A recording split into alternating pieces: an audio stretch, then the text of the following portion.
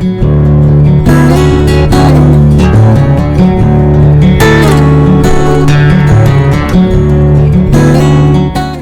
day to you. You're welcome to RCCG New Covenant Parish's Open Heavens Daily Devotional. The Open Heavens Daily Devotional is written by our Father in the Lord, the General Overseer of the Redeemed Christian Church of God, Pastor E. Adeboye. And I pray that as you join me today, God will bless you in Jesus' name.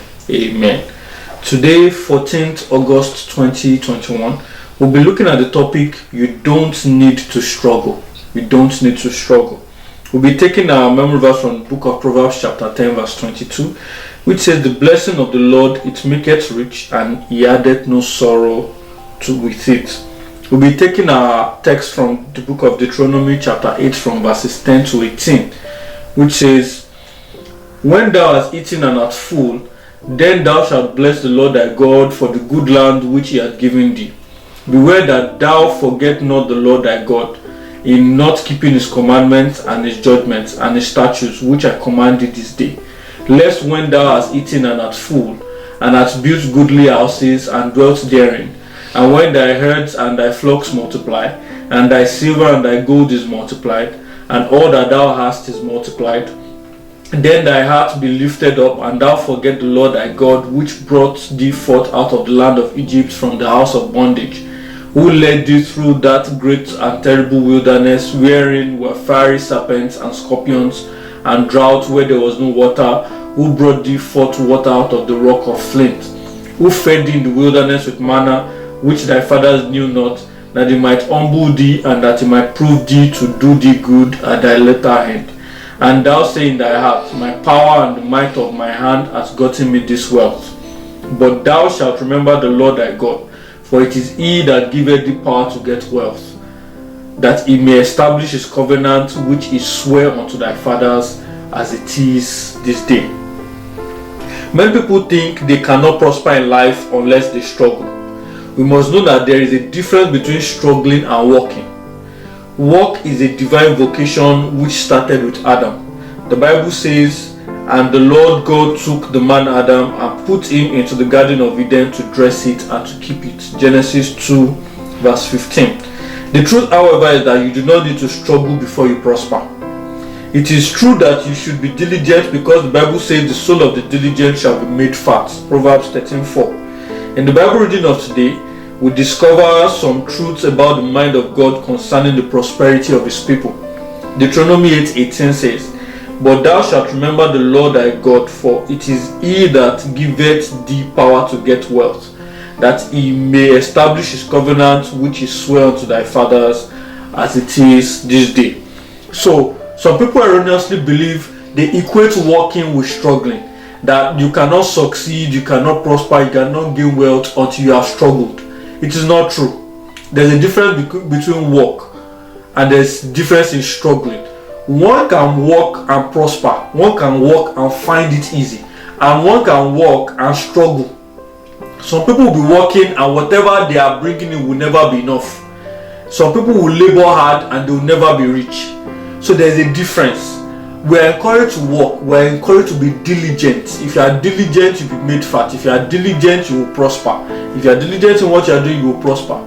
But not everyone who works actually succeeds. Some people struggle, but it is the plan of God for us to actually prosper, to be wealthy. If you go through the text of today, we could see that God was telling the children of Israel that he intended to make them rich.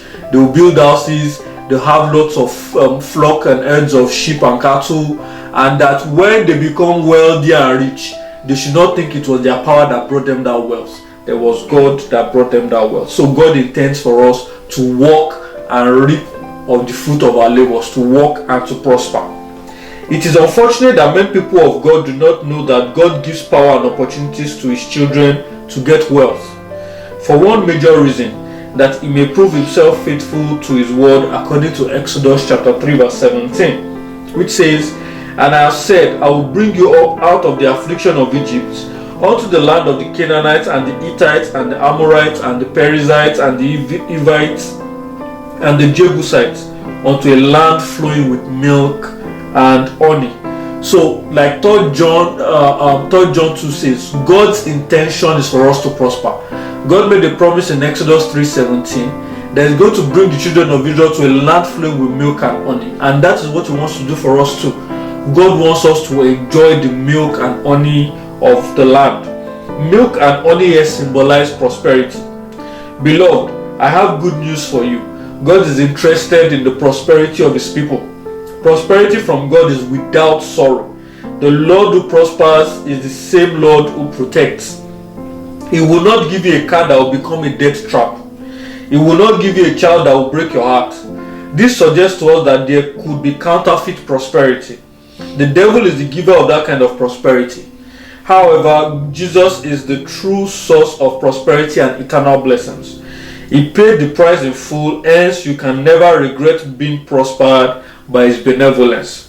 The Bible says, "For you know the grace of our Lord Jesus Christ, that though He was rich, yet for your sakes He became poor, that ye through His poverty might be rich." 2 Corinthians 8 verse 9. So we are being made to understand that God wants us to enjoy the milk and honey of this land. God is interested in our prosperity. God doesn't want you to suffer. And the God that gives us all this material wealth and material resources is also able to protect us. So He will not give us a car that will become a death trap. He will not give us a house that will kill us, or a house that will be burgled or robbed and things like that. No, God is able to protect, which also shows that the devil can give counterfeits. People who cannot wait for God, people who cannot seek God's face, and they go to the devil for prosperity, they usually have to pay with something, because the devil has never paid the price for anything he wants to give to you. But Jesus has already paid the price, because though He was rich, yet through His poverty we can become rich. So Jesus had paid the price. We don't need to pay any other price. It is a free gift of God. So God wants you and I to prosper, and I pray that we'll see this revelation and we'll tap into it in Jesus' name. Prayer point says, "Father, please don't let me have to struggle before succeeding, in the mighty name of Jesus." Let's talk to the Almighty God. Father, we are asking that You help us that we will not struggle before we succeed. That as we are working, we'll be harvesting in abundance, in the mighty name of Jesus. Just like it was for Isaac, as he was sowing, he was reaping in 100-fold. Let us sow and reap in 100-fold. Let all our labors yield in abundance in Jesus' name. Thank You, Heavenly Father. In Jesus' mighty name we have prayed. Amen. Thank you very much. I look forward to seeing you again tomorrow. God bless you.